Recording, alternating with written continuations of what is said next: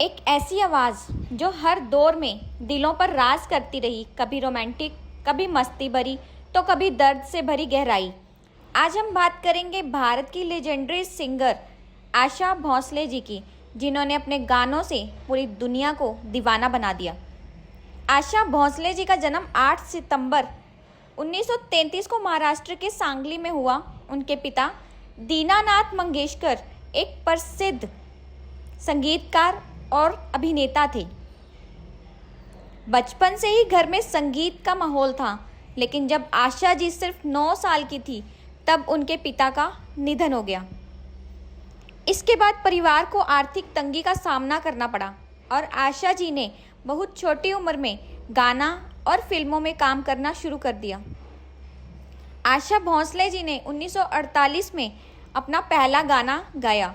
शुरुआत में उन्हें छोटे मोटे गाने ही मिलते थे, क्योंकि उस समय उनकी बड़ी बहन लता मंगेशकर पहले से ही इंडस्ट्री पर राज कर रही थी। लेकिन आशा जी ने हार नहीं मानी। उन्होंने हर मौके को एक चैलेंज की तरह लिया और खुद को साबित किया। उनकी ज़िंदगी में बड़ा मोड़ आया जब उन्होंने मशहूर म्यूज़िक डायरेक्टर O.P. नैयर के साथ काम किया। इसके बाद आशा जी ने एक के बाद एक सुपरहिट गाने दिए। आइए मेहरबान, ये है रेशमी जुल्फ़ों का अंधेरा, पिया तू अब तो आजा। फिर उनकी जोड़ी बनी R.D. बर्मन के साथ, जो उनके जीवन का सबसे खास अध्याय बना। इस जोड़ी ने बॉलीवुड को अनगिनत हिट गाने दिए। दम मारो दम, चुरा लिया है तुमने, महबूबा महबूबा। उनकी आवाज़ हर तरह के गानों में फिट बैठने लगी थी, चाहे वो कैबरे हो, गज़ल हो, क्लासिकल हो। आशा भोसले जी की निजी ज़िंदगी भी आसान नहीं रही। उन्होंने कम उम्र में घर से भागकर शादी की, लेकिन वो शादी ज़्यादा समय तक नहीं चली। बाद में उन्होंने R.D. बर्मन से शादी की, जो उनके जीवन का खूबसूरत मोड़ था। आशा भोसले जी ने अपने करियर में 12,000 से ज़्यादा गाने गाए हैं। उन्होंने कई भाषाओं में गाने गाए हैं, हिंदी, मराठी, बंगाली, गुजराती और भी बहुत कुछ। उन्हें कई बड़े अवार्ड्स मिले हैं, पद्म विभूषण, दादा साहेब फाल्के अवार्ड, कई फिल्म फेयर अवार्ड। उनका नाम दुनिया की सबसे महान गायिकाओं में लिया जाता है। आज भी आशा भोसले जी की आवाज़ लोगों के दिलों में बसे हुई है। उनके गाने हर जनरेशन को पसंद आते हैं। वो सिर्फ एक सिंगर नहीं, बल्कि एक इंस्पिरेशन है, जो हमें सिखाती हैं कि मेहनत और जुनून से कुछ भी हासिल किया जा सकता है। अब शुरू होती है वो कहानी जहाँ स्ट्रगल ख़त्म नहीं होता, बल्कि असली पहचान बनती है। स्टार बनने के बाद भी रुके नहीं। जब आशा भोसले जी को पहचान मिल गई, तब उन्होंने आराम नहीं किया, बल्कि और ज़्यादा मेहनत की। जहाँ कई सिंगर्स एक ही स्टाइल में लिमिटेड हो जाते हैं, वहीं आशा जी ने हर जेनर में खुद को ढाला। कैबरेट सॉन्ग्स में बोल्ड अंदाज, रोमांटिक सॉन्ग्स में सॉफ्टनेस, गज़ल्स में गहराई। उनकी आवाज़ सिर्फ गाना नहीं थी, वो हर गाने को एक्टिंग की तरह महसूस करती थी। R.D. बर्मन के साथ म्यूज़िक रिवॉल्यूशन सक्सेस के बाद उनकी लाइफ का सबसे पावरफुल चैप्टर आया था R.D. बर्मन जी के साथ उनका कोलैबोरेशन। ये सिर्फ गाने नहीं थे, ये एक्सपेरिमेंट्स थे, नए साउंड्स, नई बीट्स। दम मारो दम यूथ एंथम बन गया। पिया तू अब तो आजा बोल्ड एक्सप्रेशन का सिंबल बन गया था। चुरा लिया है तुमने टाइमलेस रोमांस। इन गानों ने बॉलीवुड म्यूज़िक को मॉडर्न बना दिया।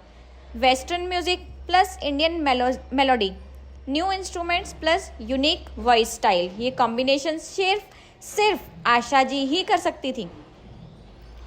सक्सेस के बीच एक बहुत बड़ा झटका आया जब R.D. बर्मन जी का निधन हुआ। ये सिर्फ उनके पति नहीं थे, बल्कि उनके सबसे बड़े सपोर्ट सिस्टम थे। लेकिन यहाँ भी आशा जी टूटी नहीं। उन्होंने काम जारी रखा, खुद को संभाला और म्यूज़िक को ही अपना सहारा बनाया। सक्सेस के बाद आशा भोसले जी सिर्फ इंडिया तक सीमित नहीं रही। उन्होंने वर्ल्ड टूर किए, Dubai, UK, USA, middle east. विदेशों में भी लोग उनके गानों के दीवाने हो गए। Live concert Housefull, standing ovation. Indian music को ग्लोबल पहचान उन्होंने दिलवाई। तो यहाँ से वो बन गई इंडिया की ग्लोबल म्यूज़िकल एम्बेसडर। बहुत कम लोग जानते हैं कि आशा भोसले जी सिर्फ एक सिंगर ही नहीं बल्कि एक सक्सेसफुल बिजनेस वुमेन भी हैं। उन्होंने आशाज़ नाम से रेस्टोरेंट्स खोले दुबई में, कुवैत में और यूके में। इन रेस्टोरेंट्स में इंडियन सर्व होता है, इंडियन रेसिपीज़, इंडियन फूड ही सर्व होता है। खुद रेसिपीज़ डिज़ाइन करना, फूड टेस्टिंग करना, ये उनका दूसरा पैशन है। कुकिंग जिसे कह सकते हैं। सक्सेस के बाद अवार्ड्स की लाइन लग गई। पद्म विभूषण, दादा Sahib Phalke award, film fair awards और सबसे बड़ी बात 12,000 प्लस सॉन्ग्स, मल्टीपल लैंग्वेजेस। उनका नाम वर्ल्ड्स मोस्ट रिकॉर्डेड आर्टिस्ट में शामिल हुआ। बहुत सिंगर्स एक एज के बाद रिटायर हो जाते हैं, लेकिन आशा भोसले जी ने ऐसा नहीं किया। उन्होंने नए कंपोज़र के साथ भी काम किया। जो नए कंपोज़र्स आ रहे थे, AR रहमान जैसे म्यूजिशियन के साथ गाया, नए स्टाइल के सॉन्ग्स भी ट्राई किए। इससे वो नई जनरेशन में भी पॉपुलर रही। आज भी उनके गाने हर जगह बजते हैं, शादी, पार्टी, इमोशनल मोमेंट्स। उनकी कहानी सिर्फ सक्सेस की नहीं बल्कि नेवर गिव अप एटीट्यूड की है। एक लड़की जिसने छोटी उम्र में जिम्मेदारी उठाई, जिसने दर्द देखा, असफलता देखी, लेकिन कभी हार नहीं मानी, और आज वो बन चुकी है भारत की सबसे महान आवाज़ों में से एक। सोचिए, एक ऐसी आवाज़ जो 70 साल तक हर जनरेशन के दिलों पर राज करे। एक ऐसी गायिका जो कभी रोमांटिक गाने गाए, कभी बोल्ड कार्बेट सॉन्ग और कभी ऐसे गज़ल जो दिल तोड़ दें। हर सक्सेसफुल इंसान के पीछे उसका दर्द भरा स्ट्रगल होता है।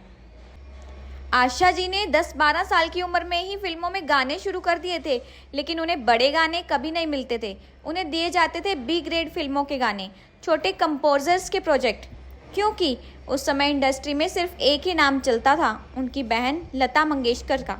एक ऐसी आवाज़ जो 70 साल तक हर जनरेशन के दिलों पर राज करे।